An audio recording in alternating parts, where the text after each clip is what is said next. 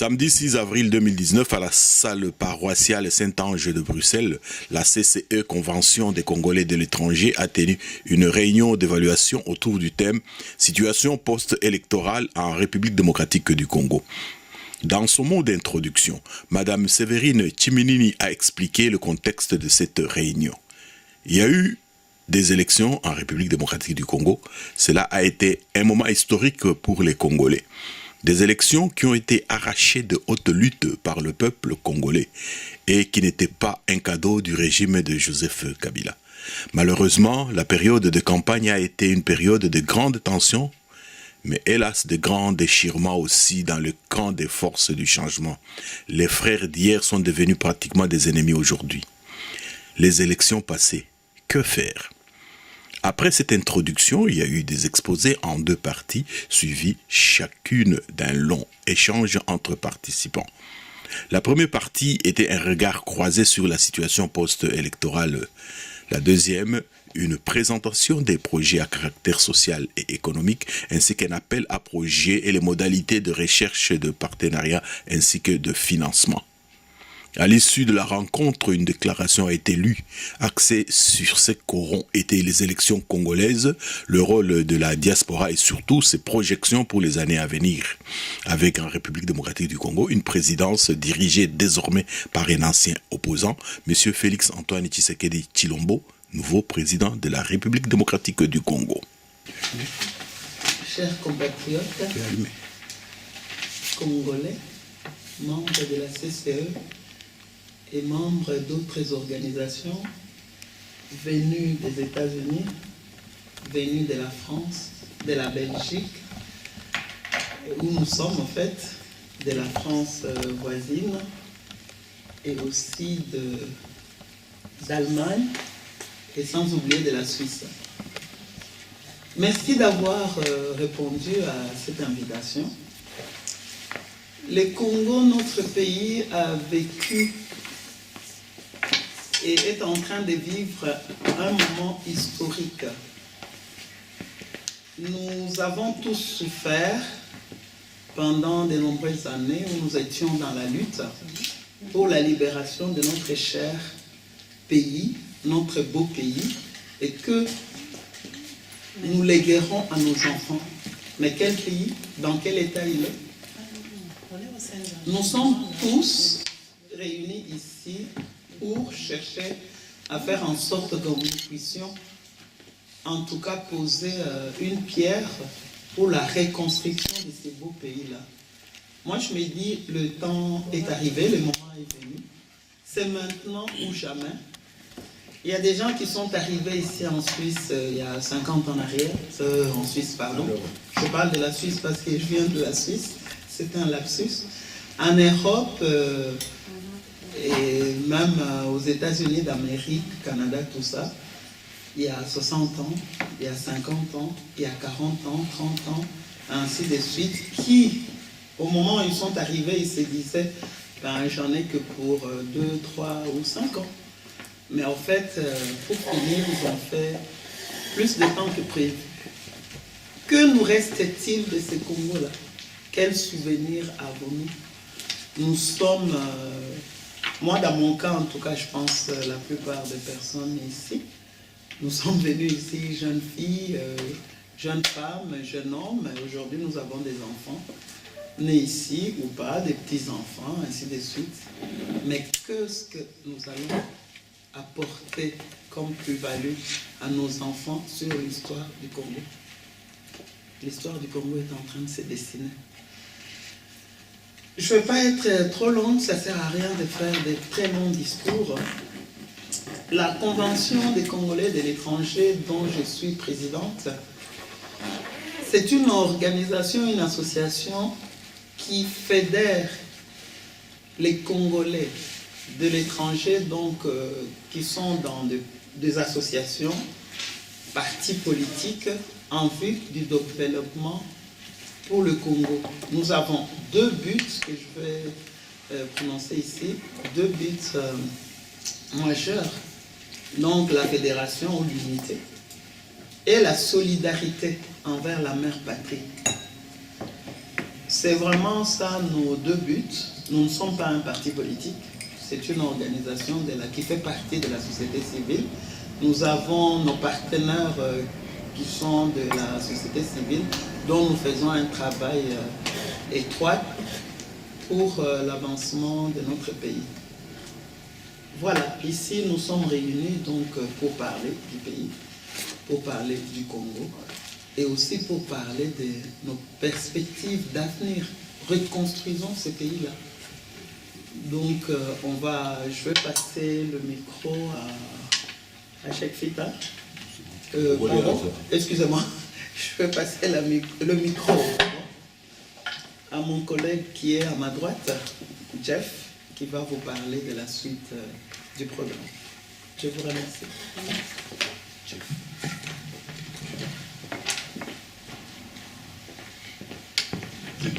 Alors, voilà, moi je vais faire un peu de majordome, je m'appelle comme ça, de la journée. Et donc là, je veux vous dire qu'on va passer à M. Cheikh Fita. Cheikh Fita qui est écrivain et journaliste, donc qui a sorti le livre que vous voyez là devant vous, RD Congo sans un seul coup de feu. Donc le livre est sorti il n'y a pas longtemps. Donc il est ici basé ici en Belgique. Il est en même temps dramaturge. Il anime une radio ici en Belgique, une web TV qui s'appelle Euro Africa TV. Voilà. Donc sans plus tarder, on va lui passer la parole pour parler de... On avait intitulé Regards croisés sur la situation politique du Congo. Mais il y a... Déclaration de Bruxelles, adoptée à l'issue de la réunion d'évaluation de la situation post-électorale en République démocratique du Congo par la Convention des Congolais de l'étranger, samedi 6 avril 2019. Nous, sous-signés Congolais de la diaspora, membres de la Convention des Congolais de l'étranger et des autres organisations de la société civile et des partis politiques congolais de la diaspora, de l'intérieur et tous les amis du Congo, réunis à Bruxelles, la capitale de l'Union européenne, réunis en ce jour samedi 6 avril 2019 pour évaluer par un regard patriotique et dépassionné la situation post-électorale de la RDC ayant un impact certain sur le présent et l'avenir de notre organisation et de notre pays. Conscient du rôle que la diaspora congolaise, au vu de son importance numérique, son apport financier, la qualité et le dynamisme de ses membres, a joué dans le combat pour la démocratisation au travers des élections libres, démocratiques, transparentes, devant déboucher sur la bonne gouvernance, facteur de développement et de progrès social pour le pays et son peuple, constatant que les élections tant recherchées, loin d'avoir été un facteur d'unité, ont plutôt encore exacerbé les dissensions sociales déjà palpables dans la diaspora et au pays. Mus par l'indéfectible amour de la mère patrie et le souci de le voir accéder à la vraie démocratie et la préoccupation que nous portons une grande responsabilité devant l'histoire et les générations présentes et futures, au regard de notre position privilégiée par rapport au commun des compatriotes sur le plan intellectuel, économique et social, mais aussi par l'issue des élections ayant amené un membre de la diaspora à la présidence de la République, soucieux inlassablement de trouver une solution durable aux crises successives et multiformes qu'a toujours traversé le Congo avec leur aggravation actuelle, consécutive aux dernières élections de décembre 2018, et de favoriser la paix et la concorde nationale dans un pays où le peuple n'a que trop souffert des guerres, massacres, tueries et répressions par les milices et gouvernants du régime de Kabila. Après avoir suivi avec une attention soutenue des exposés de nos membres, suivi des échanges enrichissants, de ces échanges est ressortie la déclaration suivante comme unique prise de position officielle de la Convention des Congolais de l'étranger, à même de contribuer à l'effort commun et inlassable des Congolais passant par la voie démocratique de bâtir un pays plus beau qu'avant dans la paix, comme stipulé dans notre hymne national. Épris d'esprit démocratique et d'amour patriotique, faisons les constats ci-après.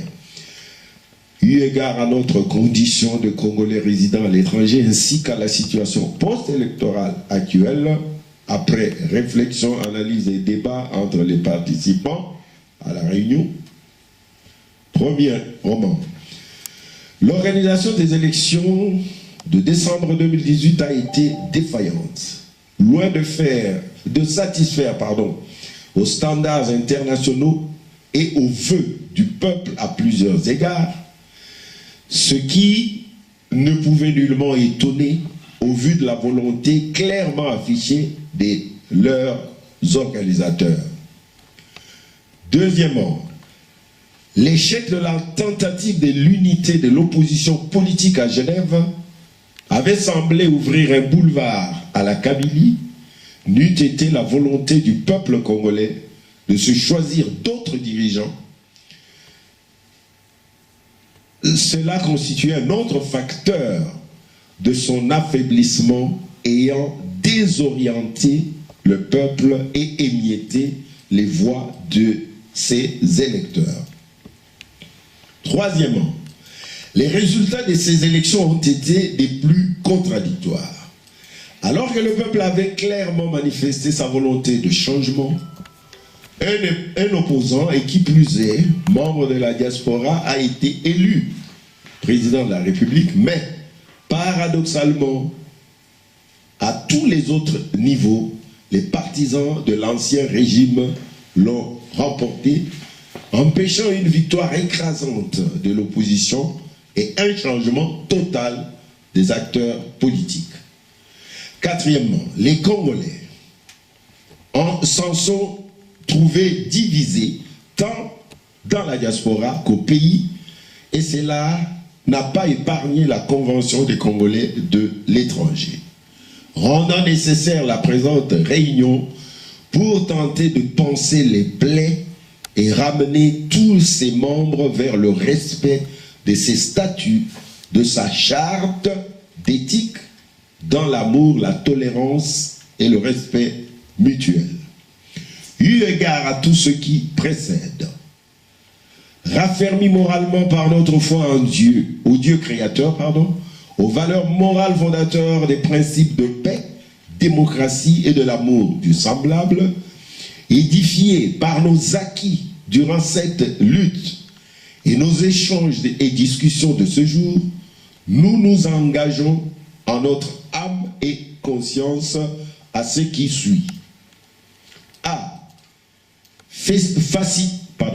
Féliciter le vaillant peuple congolais pour sa victoire d'avoir obtenu au prix d'énormes sacrifices des élections bien que chaotiques, mais s'étant déroulées dans la paix. Féliciter aussi spécialement le président élu, Félix Antoine Tshisekedi Tshilombo, pour son élection à la magistrature suprême comme représentant le nouveau leadership et la tenance voulue par le peuple congolais au sommet de l'État. B. Accompagner le peuple congolais dans la recherche du bien-être et dans son désir de vivre dans un pays harmonieux et prospère. C. Saluer la première passation pacifique et civilisée de pouvoir en RDC depuis l'indépendance, tout en continuant à œuvrer dans le sens de l'instauration d'un véritable état de droit démocratique et de la bonne gouvernance, tout en aidant à la moralisation de l'espace politique par la dénonciation et la lutte contre les antivaleurs en tant que fléau minant la société congolaise, comme la corruption, la concussion, le trafic d'influence, le détournement des deniers publics, les dénoncer et aider à monter des dossiers judiciaires irrélatifs. D. Œuvrer à créer la confiance entre nous et entre les Congolais et acteurs politiques et ou de la société civile disposés à accepter le rassemblement autour des valeurs et idéaux communs capables de transcender tous les clivages tribaux, idéologiques ou autres au profit de l'intérêt supérieur de la nation congolaise menacée tant de l'intérieur que de l'extérieur. Enfin, militer en faveur de la création d'une commission nationale permanente de vérité, justice et réconciliation selon le modèle sud-africain, afin de permettre que le droit soit dit, la vérité connue, la justice et les réparations faites avant toute véritable réconciliation, à même de penser toutes les plaies restées béantes depuis l'accession du pays à l'indépendance. Fait à Bruxelles le 6 avril 2019, la Convention des Congolais de l'étranger. Nous vous remercions.